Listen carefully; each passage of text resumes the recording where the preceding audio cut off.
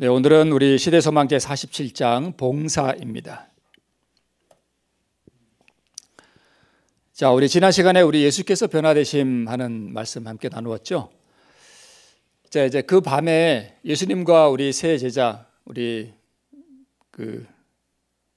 베드로와 야고보와 요한이 예수님과 함께 온 밤을 그 변화산에서 지냈습니다. 그리고 이제 동이 터올 때 산을 내려오셔요.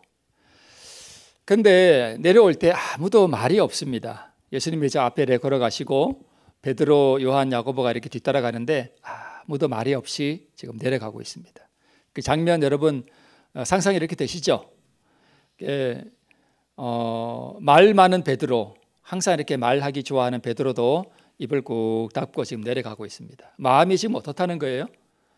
뭔가 좀 그런 것 같아요.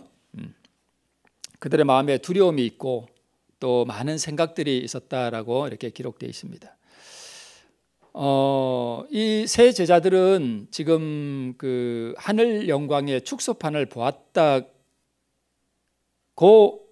했음에도 불구하고 또 보았음에도 불구하고 그들의 마음 속에는 두려움과 또 많은 생각들이 아마 있었던 것 같습니다.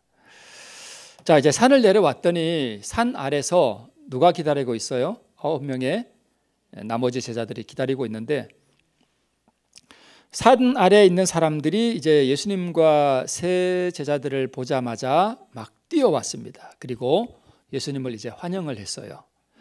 그런데 예수님의 눈에는 이 환영하는 사람들보다 지금 이 산 아래서 뭔가 큰 사건이 하나 벌어져 있구나 하는 것을 그분이 금방 알아보셨습니다. 그 내용은 뭐냐 하면 어떤 한 아버지가 벙어리 귀신 들린 아들을 고쳐달라고 제자들에게 왔지만 산 아래서 기다리던 이 제자들이 9명의 제자들이 능히 귀신을 제어하지 못했습니다. 이 9명의 제자들이 산 아래서 큰 낭패를 당하고 있다는 것을 예수님이 금방 알아보셨습니다. 자, 그런데 얼마 전에 예수님께서 12제자들을 둘씩 짝을 지어서 이렇게 보내실 때에 무슨 권세를 주셨는가 하면 귀신을 제어하는 권세를 그들이 받고 또 그것을 진짜 행했었습니다. 그때는 행했는데 지금은 뭐해요? 안 돼요. 지금은 못하고 있어요. 뭔가 문제가 생겼다는 것을 우리가 짐작해 볼 수 있습니다. 예수님의 이름으로 귀신을 쫓았지만 그러나 지금은 오히려 귀신들이 제자들을 조롱했다라고 시대소망에 그렇게 기록하고 있습니다.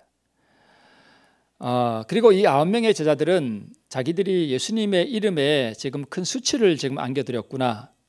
그리고 자기 자신들도 지금 뭔가 큰 조롱을 당하고 수치를 당한다는 사실을 지금 깨닫게 되었습니다.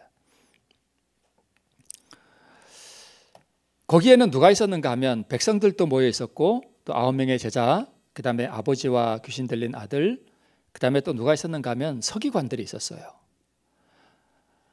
그런데 9명의 제자들이 이 귀신을 쫓아내지 못하자 서기관들이 이 제자들을 지금 뭐 하는가 하면 비웃고 있습니다. 너희들 사기꾼이 아니냐? 이 서기관들은 항상 예수님을 대적하는 사람들이니까, 그렇죠? 너희 사기꾼이 아니냐? 그리고 백성들은 지금 누구 편을 드는가 하면 서기관 편을 들고 있어요. 왜요? 귀신을 뭐 하지 못하니까, 쫓아내지 못하니까 당연히 누구 말이 옳은 거예요? 서기관 말이 옳은 거예요. 그래서 백성들도 서기관 편이니까 이 9명의 제자들은 지금 외톨이가 된 거예요. 그러니까 얼마나 난처하겠어요. 그때에 예수님과 세 제자들이 가까이 오고 계셨습니다. 백성들은 나가서 이렇게 환영을 하는데 이 9명의 제자들은 참 난감했겠죠. 예수님의 얼굴에 지금 먹칠을 했고 귀신도 쫓아내지 못하고 그랬으니까 참 난처한 상황임을 우리가 알 수 있습니다. 자, 그런데 예수님께서 그때에 이렇게 질문을 하십니다. 너희가 무엇을 저희와 변론하느냐 이렇게 물으셨습니다. 여기서 너희는 누구고 저희는 누군가 하면 너희는 서기관들이고요. 저희는 제자들입니다. 그러니까 이 질문은 누구한테 한 거냐 하면 서기관들한테 한 거예요. 너희가 무엇을 저희와 변론하느냐라고 물으셨는데 모두가 잠잠하고 무거운 침묵이 흘렀습니다. 그때에 귀신 들린 이 아이의 아버지가 군중을 헤치고 나와서 예수님에게 상황을 쭉 설명합니다. 여차여차 저차저차해서 내가 아이를 데려왔는데 저희 제자들이 내 아이를 고치지 못하더이다 라고 지금 설명을 하는 것입니다. 세 부류의 사람들, 귀신 들린 아이를 보고 겁에 질린 군중들과 또 조롱하고 트집을 잡는 서기관들과 당황한 9명의 제자들, 이게 지금 거기 모인 사람들의 세 부류예요. 겁에 질린 군중, 트집 잡는 서기관들, 당황한 9명의 제자들. 그런데 시대서방에는 뭐라고 기록하고 있는가 하면 이 세 부류의 사람들이 다 불신자들이라 이렇게 기록하고 있습니다. 불신이라 이렇게 기록하고 있습니다. 여러분, 겁에 질렸다는 것은 뭐가 없다는 뜻이에요? 믿음이 없다는 뜻이에요. 그러니까 귀신 들린 아이 보고 이제 겁이 나는 거예요. 무서운 거예요, 그게. 그러니까 우리도 이렇게 삶을 살아가면서 우리 삶이 두렵고 삶이 막막하고 그래서 정말 겁에 질린다는 것은 뭐가 없다는 뜻이에요? 믿음이 없다는 뜻입니다. 그러니까 믿음의 반대말은 불신이기도 하지만 진짜 믿음의 반대말은 염려래요. 제가 한번 말씀드린 적 있죠. 그러니까 뭐 이렇게 살아가는 일들이 염려가 되고 걱정이 되고 이렇게 근심이 확 이렇게 마음을 누른다는 것은 믿음이 없다는 뜻이에요. 그다음에 조롱하고 트집을 잡는 서기관들 또 불신이었다 이렇게 기록하고 있습니다. 남을 조롱하고 또 남의 어떤 허물들을 가지고 그게 트집을 잡는 거, 그러니까 믿음 있는 사람의 행동이 아니라는 것을 우리가 상식적으로 이해가 되죠. 우리도 이런 걸 알면서도 우리가 이럴 때 있잖아요, 그죠? 남을 조롱하거나 그런 것들 다 믿음 없는 거예요.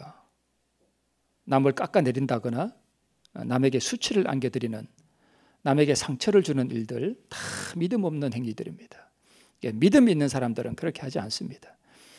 자, 그 다음에 당황한 9명의 제자들, 당연히 믿음이 없으니까 귀신을 못 쫓아냈고 당연히 뭐예요? 당황했죠, 그죠? 네, 그렇습니다. 이 모든 것들의 원인은 다 불신이었습니다. 믿음이 없는 것입니다.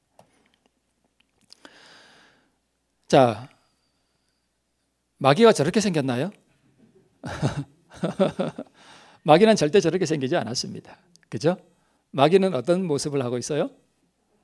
아주 광명한 천사의 모습을 하고 있습니다. 외모가 그래요. 마귀는 절대 저렇게 안 생겼습니다. 오히려 오른쪽에 있는 예수님 모습처럼 마귀가 그렇게 생겼어요. 그런데 무엇은 저렇게 생겼냐면 마음은 저렇게 생겼습니다. 마귀가. 그죠? 제가 왜 이 그림을 넣나 하면 시대소망에 이렇게 기록하고 있어요. 생명의 임금과 흑암의 권세의 임금이 다시 전장에서 대면하였다 이렇게 기록하고 있어요. 언제 대면했어요? 광야에서 대면했었죠. 근데 제가 이 말씀을 보니까 지금 이 아이의 마음을 점령하고 있는 이 귀신은 그냥 잡귀신이 아니라 누구 같아요? 루스벨 같아요. 제가 이 말씀을 시대소망에 있는 말씀을 보니까 루스벨 같습니다. 아니면 그 루스벨의 부하들이 있어요. 이 사단 또 천사들이 다 계급이 있잖아요. 그죠? 마귀도 뭐가 있어요? 계급이 있어요. 다 그 무당들도 보면은요, 큰 귀신이 이렇게 접한 귀신이 있고 또 부하 귀신이 들린 무당이 있대요.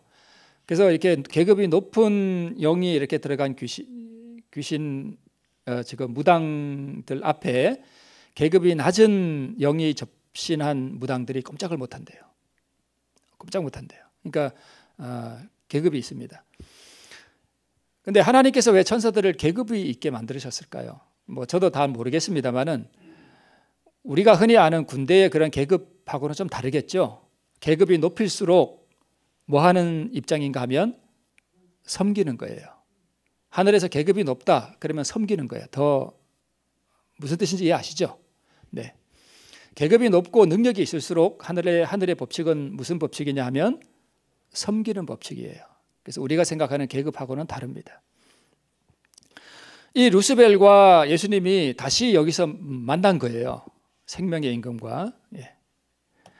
이때 예수님께서 그 아비에게 이렇게 묻습니다. 근데 예수님 눈에는 루시벨이 보이겠죠. 그죠? 다 보일 거예요. 아마 영들이 다 보일 거예요. 예수님 눈에는 천사도 다 보이고 아마 그랬을 것 같습니다.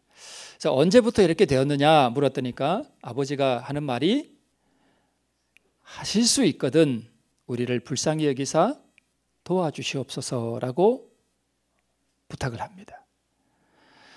여러분, 이 아버지가 하는 이 말이 믿음이 있는 말인 것 같아요? 믿음이 없는 말인 것 같아요? 믿음이 별로 없는 말 같아요. 왜요? 하실 수 있거든. 그러니까 예수님의 능력에 대한 약간 불신이 묻어나는 그런 음성입니다. 근데 시대서방에 뭐라고 기록되어 있는가 하면 얼마나 많은 사람들이 오늘날 이런 믿음을 가지고 예수님께 기도하느냐 이런 그런 뉘앙스의 말씀이 있습니다. 우리도 이렇게 할 수 있습니다. 예수님의 능력을 불신하는 거죠. 그때 예수님께서 이 아버지를 책망하셔요. 할 수 있거든이 무슨 말이냐. 믿는 자에게는 능치 못할 일이 없느니라. 우리가 이런 믿음을 가지고 살아가면 얼마나 좋겠습니까? 그죠? 네. 여기 나오죠. 무엇을 하실 수 있거든 우리를 불쌍히 여기사 도와주시옵소서. 죄에 눌린 얼마나 많은 영혼들이 그 기도를 반복하고 있는가. 참, 죄의 짐에 눌린 사람들, 어떤 또 다른 삶의 어떤 무게들, 틀어진 관계들 이런 것들 때문에 힘들어하는 많은 영혼들이 이런 기도를 반복하고 있습니다. 그리고 동정이 많으신 구주께서는 이 모든 사람들에게 할 수 있거든이 무슨 말이냐. 믿는 자에게는 능치 못할 일이 없느니라고 대답하신다. 우리를 하늘과 연결시키고 흑암의 권세와 겨루어 싸울 힘을 주는 것은 믿음이다. 네. 우리가 아무리 어려운 어떤 일들, 해결할 수 없는 어떤 어려운 일들 해결할 수 없다고 생각한다면 그 믿음이 없는 거죠.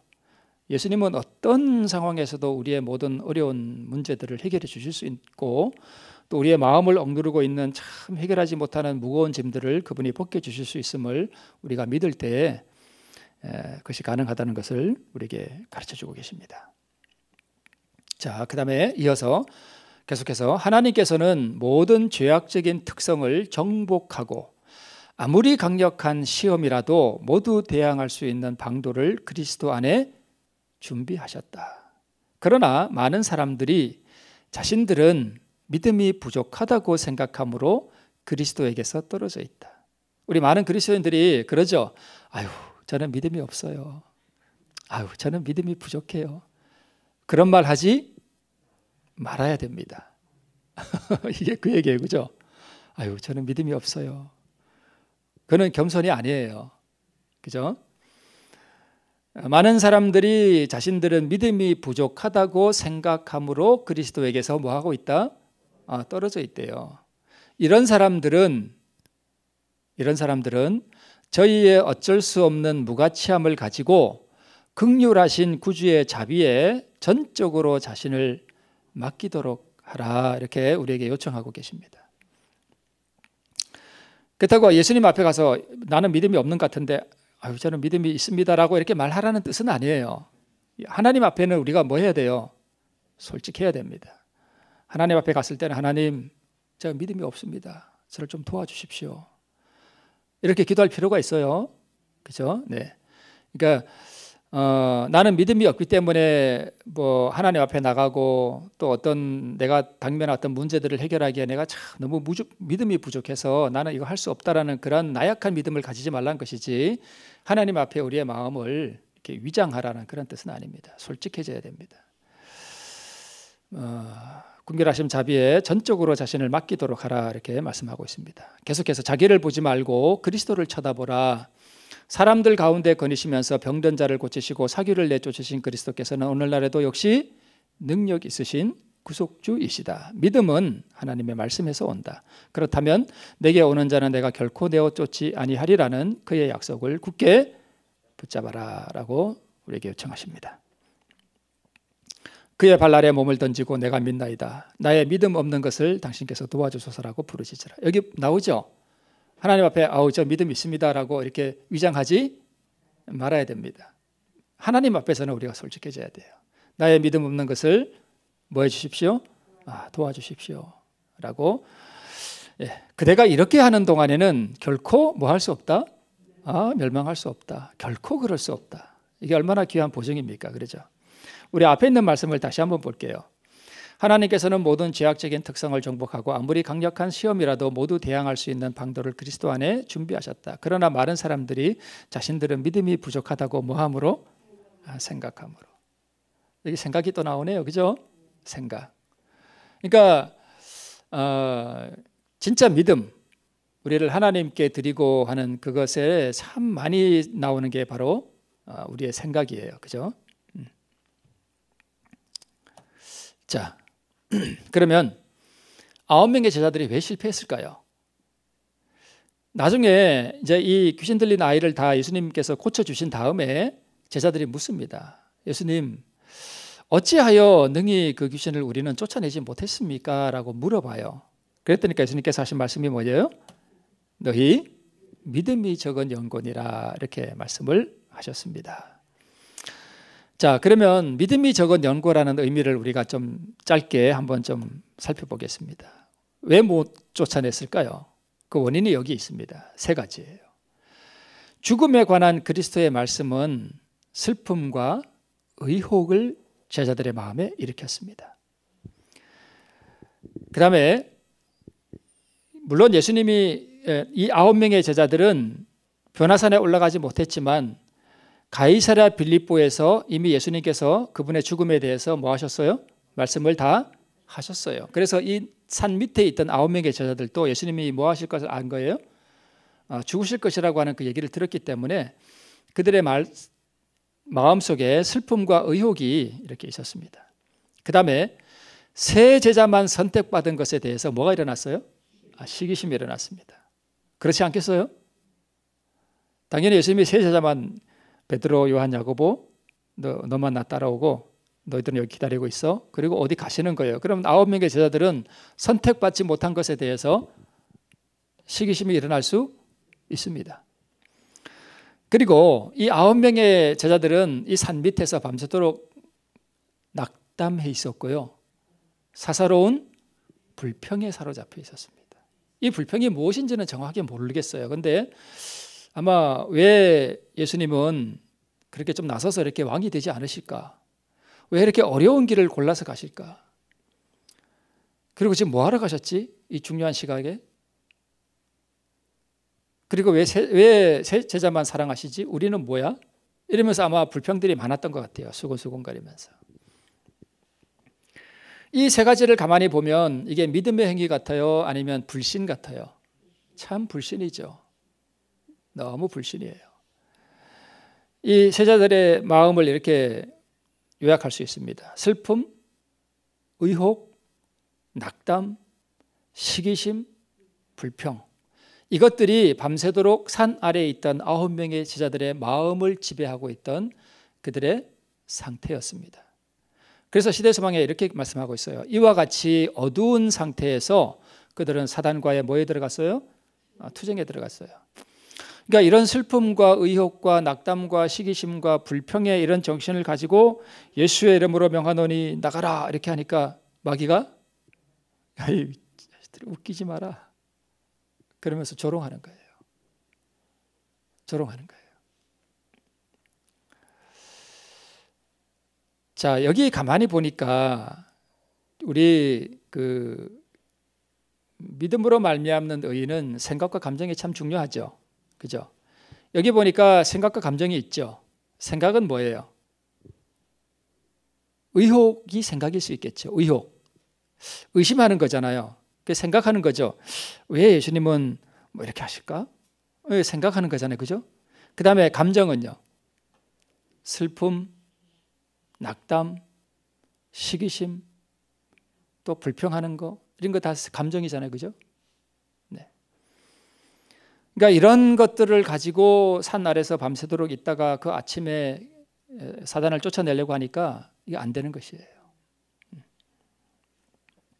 그러면 예수님이 너희 믿음이 적은 연곤이라 라고 말씀하셨을 때는 이게 무슨 뜻이냐면 얘들아 너희가 그렇게 슬퍼하고 낙담해 있고 시기심이 마음에 가득해 있고 그렇게 불평의 정신이 가득한 게 그게 바로 뭐가 적은 거다?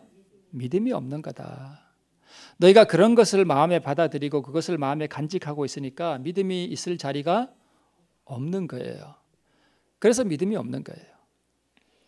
그러면 이어서 예수님께서 이렇게 말씀하셔요. 기도 외에는 다른 것으로는 이런 유가 나갈 수 없느니라. 그러면 여러분 이게 무슨 뜻이에요? 9명의 제자들이 귀신을 쫓아낼 때 사실 그렇게 예수님의 이름으로 귀신을 쫓아낸다는 것은 사실 그는 기도일 수도 있거든요. 기도이기도 하거든요. 그러면 그들이 그렇게 했는데 왜 안 됐을까?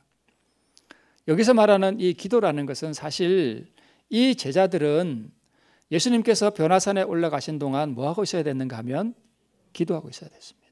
무슨 기도를 해야 됐는가 하면 자신들의 마음이 그렇게 슬픔과 낙담과 시기심과 불평으로 이렇게 어두워져 있는 그 마음이 지금 상당히 심각한 문제가 있는 상태라는 것을 깨닫고 기도를 통해서 이것을 하나님께로 뭐 해야 됐어요? 올려 드려야 했습니다. 솔직하게 하나님, 저희가 지금 이렇게 슬픔에 빠져 있고 저희가 이렇게 지금 시기심이 마음속에 일어나고 있습니다. 저희 마음에 불평이 있습니다. 그것을 포기했어야 됐어요. 포기하고 그것을 기도로 하나님께 바치고 하나님께서 그들의 마음속에 믿음과 평화와 의를 주시도록 그들이 그 밤에 기도를 하고 있어야 됐는데 그들이 그 기도를 하지 않았던 것입니다. 그래서 여기 기도는 아침에 그들이 무슨 사단과의 투쟁에 들어갔을 때 기도한다는 뜻이 아니라 그들이 밤에 뭐 했어야 된다는 뜻이에요? 기도하고 있었어야 된다는 뜻이었습니다. 그래서 그들이 만약에 그렇게 기도를 하고 있었더라면 그리고 그들의 마음이 하나님께서 주시는 어떤 그런 평화와 의를 소유할 수 있는 그런 마음의 상태로 그들이 변화되었더라면 능히 그 아침에 귀신을 쫓아낼 수 있었습니다. 이것이 안 되어 있었기 때문에 그들은 그렇게 못했던 것입니다. 그래서 제자들은 믿음으로 그들의 마음을 지배하고 있는 그들의 그 어두운 생각과 감정들을 기도를 통하여 주님께 드리고 하늘의 능력으로 체험을 받아야 했었습니다. 이게 없었기 때문에 그들은 능력을 받지 못했던 것입니다. 그래서 우리도 우리 삶을 살아갈 때 우리가 우리 삶을 살아갈 수 있는 능력은 바로 이렇게 해서 받는 것입니다. 우리도 제자들과 같은 마음이 일어날 수 있죠. 얼마든지. 우리 삶을 대표하는 거예요. 그죠? 산 아래에 있는 우리의 삶을 대표합니다. 그때 우리가 어떻게 해야 되느냐를 우리가 이렇게 알 수 있습니다. 마지막 컷입니다. 이거 보고 말씀을 하시겠습니다. 보세요. 그들의 뭐는요? 믿음은 열렬한 기도와 금식과 그리고 마음의 겸비로 힘을 얻었어야 했다. 그죠? 그들은 자신을 뭐 하고요? 비우고, 그러니까 그들의 마음을 지배하고 있던 것을 비워야 했습니다. 비우고 성령과 하나님의 능력으로 충만하게 체험을 입었어야 했다. 하나님께 열렬하고도 꾸준하게 탄원하는 믿음, 하나님께 전적으로 맡기고 그 사업에 아낌없이 헌신하는 믿음, 그것만이 정사와 권세와 이 어둠의 세상 주관자들과 하늘에 있는 악의 영들에 맞서 싸우는 전쟁에서 사람으로 하여금 성령의 도우심을 받을 수 있게 한다라고 말씀하고 있습니다. 자, 오늘 이 9명의 제자들이 왜 실패했는가 하는 것을 우리가 시대소망을 통해서 요약하면서 우리가 살펴봤습니다. 우리의 삶에 제자들의 마음과 같은 그런 것이 있거든. 오늘 우리는 그것을 어떻게 해야 돼요? 하나님 앞에 드리면 하나님께서, 여러분, 우리 제자들의 마음속에 있던 그런 것들은 우리가 무슨 노력한다고 그게 없어지지 않습니다. 그래서 그것을 하나님께 드릴 때에만 하나님께서 그것을 취해 가시고 하나님께서 우리의 마음에 하늘의 성령의 충만함으로 우리를 채워주시는 것입니다. 이것을 오늘 우리 시대소망 제47장 봉사라고 하는 이 장에서 우리가 배울 수 있습니다. 이러한 믿음의 기도를 통해서 하늘의 능력으로 체험을 받아서 우리의 삶이 능력으로 체험받을 수 있기를 바라면서 오늘 말씀을 마치겠습니다. 네. 우리